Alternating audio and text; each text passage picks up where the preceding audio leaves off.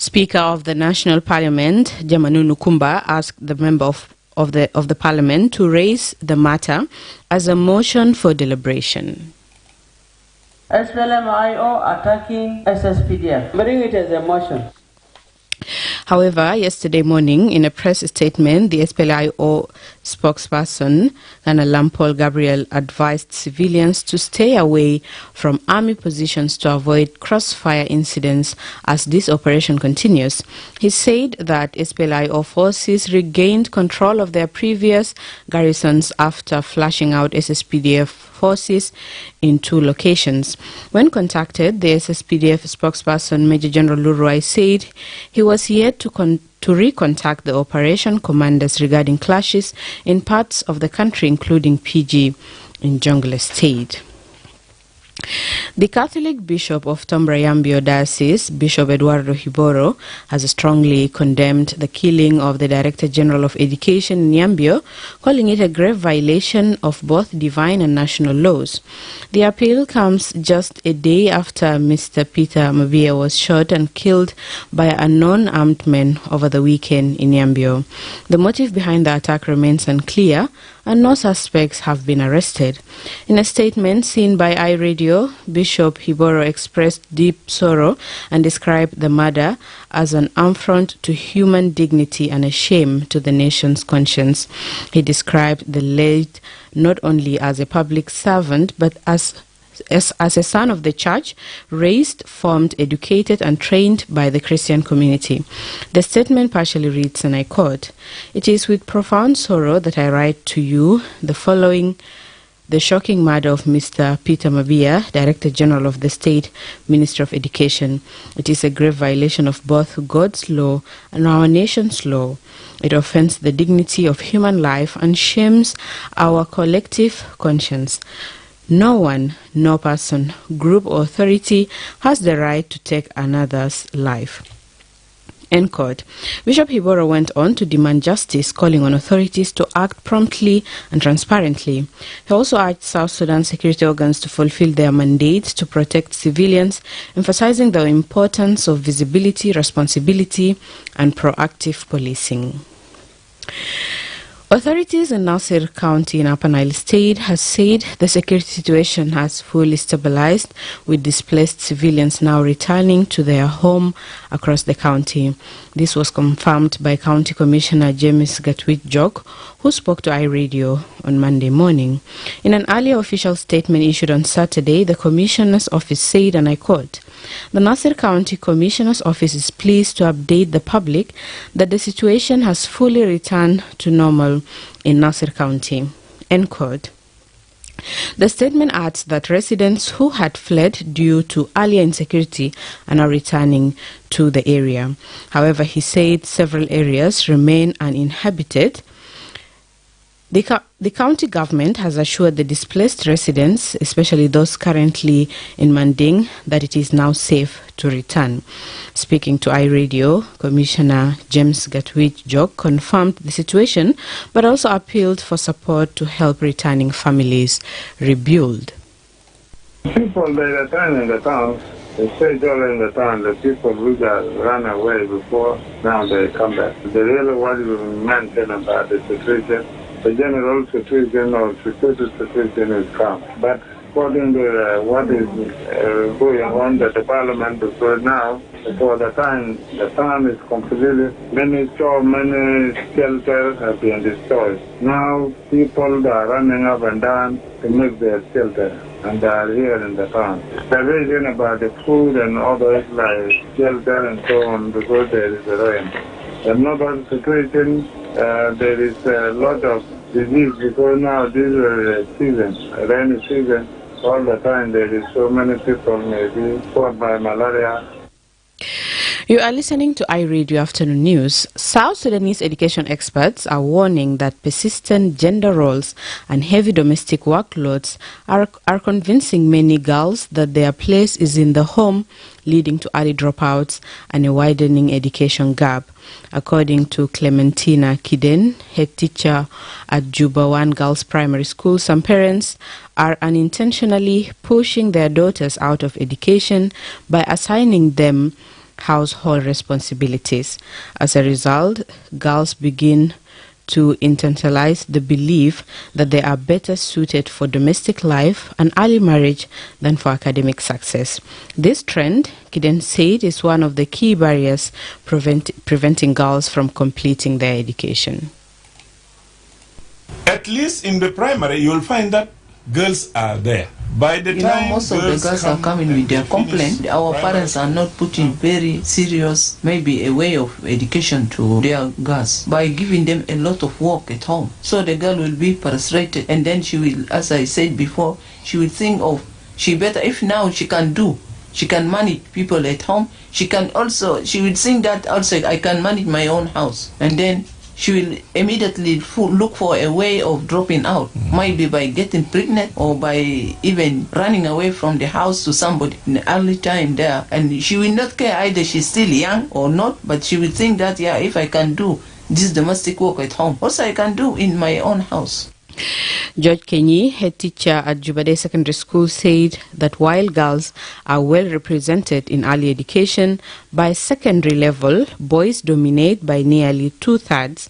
Mr. Kenyi added that this drop-off is often overlooked despite its long-term social consequences. Most of the girls are coming with their complaint. Our parents At least in the primary, you will find that girls are there.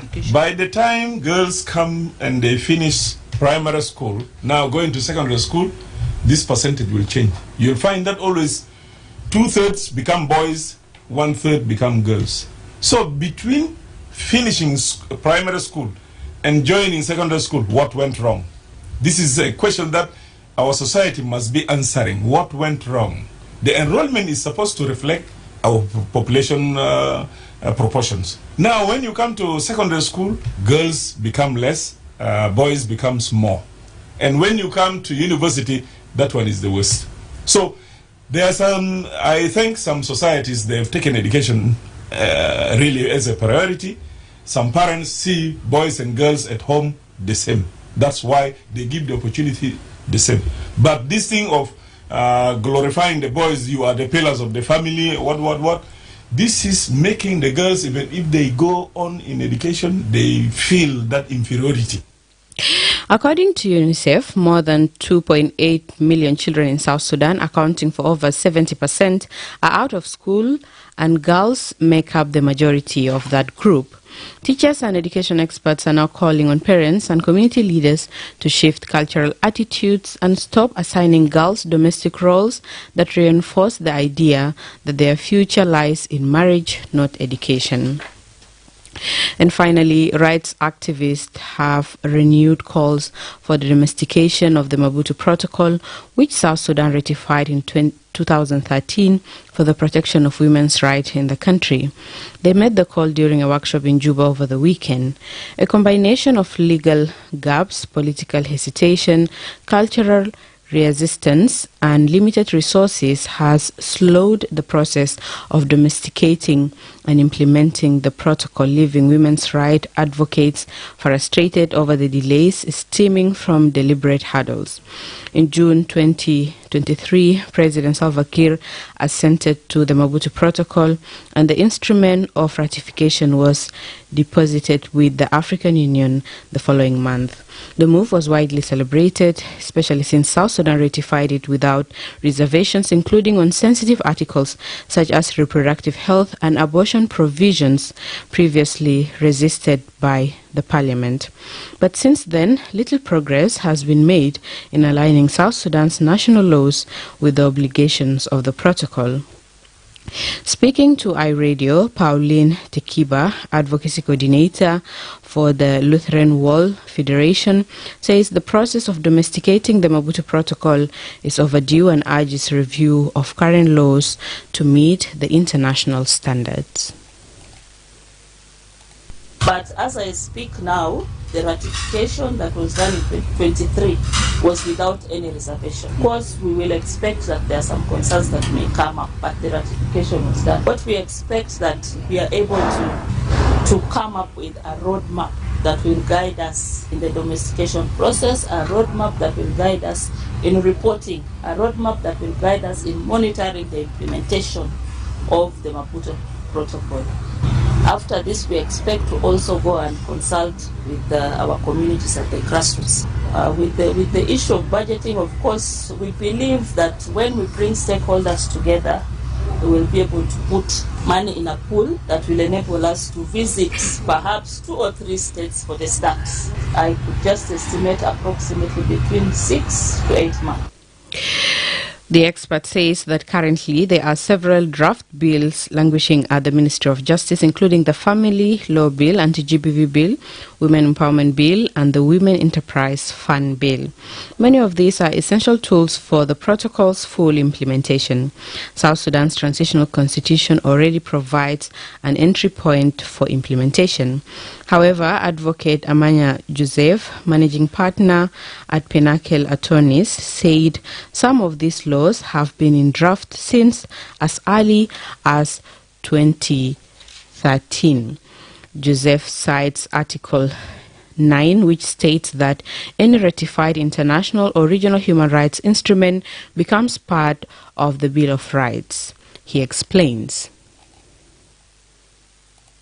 The parliamentary reservation, this includes article on issue to do with health right, more specifically on issue to do with abortion, maternal right, and there's issues also with family planning that the government of South Sudan made reservation on. But once you ratify an international or regional instrument and you have reservation, when you are going to do the depositing of this article of ratification, for instance, the president has ascended into it, but there were reservation made, you are supposed to make that article of reservation and attach it with the decision, and you take it to African Union, so it will be recognized that will not be implemented in the Republic of South Sudan. But when the depositing of this happened, there were no reservation, okay? So meaning now, everything, including the 2 provisions that the government of South Sudan, through the parliament, had reservation on, issue to do with family planning and issue to do with maternal health right, now South Sudan is binding. And meaning all the laws of South Sudan has now to be tuned, reviewed. Resistance to some provisions, especially those related to early and forced marriage, consent in marriage, and abortion rights, has emerged from traditional leaders and communities. Josephine Chandiru Drama, Executive Director of Global Voices Organization, said the law is not against traditions but aims to protect rights within cultural context. She said South Sudan's constitution remains silent on the minimum age of marriage. The Maputo Protocol mandates age 18, yet child marriage remains widespread, often justified by custom. She explains. And this time round, it's not about ratification, but it's to ensure that we have a working implementation matrix to implement what was already ratified. Because it's 2 years since the government ratified the Maputo Protocol with no efforts that is being followed by either the Ministry of Gender or Justice or a CSO. So implementation of Maputo Protocol since it was ratified. As a country, what have we done? This is where this National Action Plan efforts are coming in, so that we have a working document to ensure that Maputo Protocol is domesticated, implemented, monitored, and reported on. Despite the setbacks, there are signs of momentum. Courts, especially the gender-based violence court in Juba, have begun prosecuting child marriage cases. Ongoing public dialogues around the Family Law Bill and the Anti-GBV Bill are drawing content directly from the protocol. Civil society organizations and government institutions have now turned their focus to drafting a national action plan for the protocol's implementation. The National Action Plan will serve as a roadmap of legal alignment and review, monitoring and reporting progress, and community engagement and education. Meanwhile, Esther Ikere Aluzai, the Undersecretary in the National Ministry of Gender, Child and Social Welfare, acknowledged that the Maputo Protocol remains a cornerstone for promoting the rights of women in South Sudan. But she admitted the road to ratification and implementation has been long, attributing it to lack of funding. As a Ministry of Gender, one of our key functions is to ensure that international and regional instruments are ratified, domesticated, and also implemented in the country. When we talk about integral part, so any policy now we are developing as a national ministry, we have to see that this policy is aligned to Maputo Protocol because it becomes part and parcel of our laws in the country. But now, for us as a ministry, because we are the key ministry, expected to report on implementation. And for us to report, we can't just report by just integrating it in one policy or another. We just finalized the review 2 months ago. So the GBV bill is now with justice, is going to the cabinet. From the cabinet, we will go to the parliament for enactment into the law. I think funding has been one of the challenges. I don't think there's lack of political will in this context, particularly. I don't think because, so this is what we are moving in line with. So what we are calling for is budgetary commitment. It's not that the government is not prioritizing, but because we have bureaucracy within the cabinet process. This is iRadio Afternoon News, and now to the regional and international news with my colleague Nidal Golda. At least 68 migrants have died after a boat with about 157 people on board sank off the coast of Yemen in bad weather. The vessel capsized off Yemen's southern province of Abiyan on Sunday, the Yemen chief for the International Organization for Migration told the BBC. He said 12 people have been rescued, but dozens were unaccounted for. Most of the victims are believed to be Ethiopian nationals, said the IOM. Elsewhere, a white South African farmer and his 2 employees accused of shooting dead 2 black women and feeding their bodies to pigs are due to go trial for their murders. Maria Maggato, 45, and Lucia Ndolovo, 34, were allegedly looking for food on the farm near Polokwane in South Africa's northern Limpopo province last year when they were killed. Their bodies were then alleged to have been given to pigs in an apparent attempt to dispose of the evidence.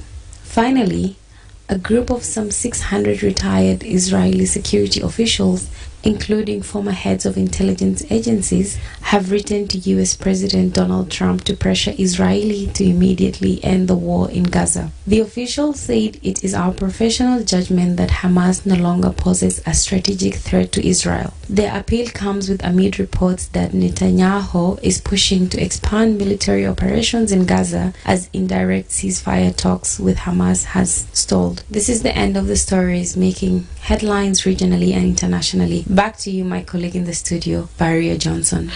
Thank you, Nidal. Up next, sports news with Lasuba Memo.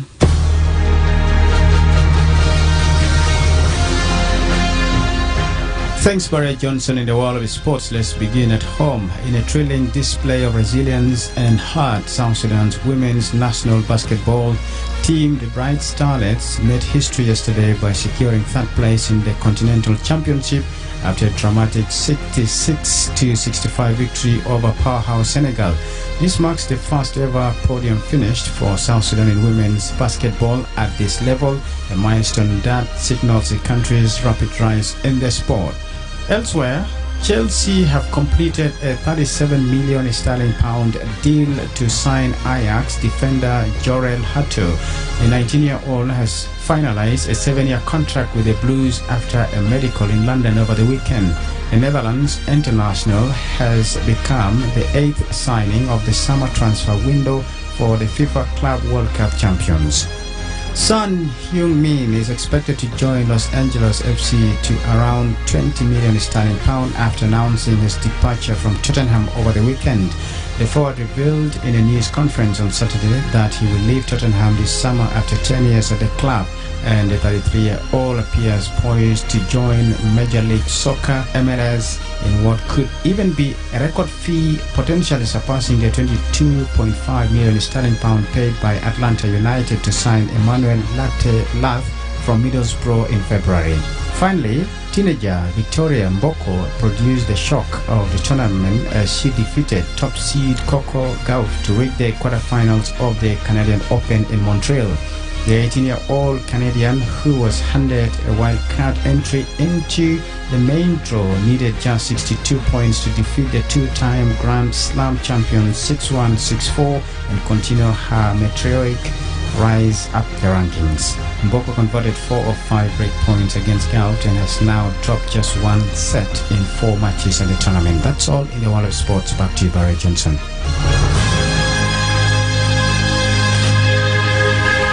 This is iRadio News, and in this bulletin, here's a recap of the main headlines.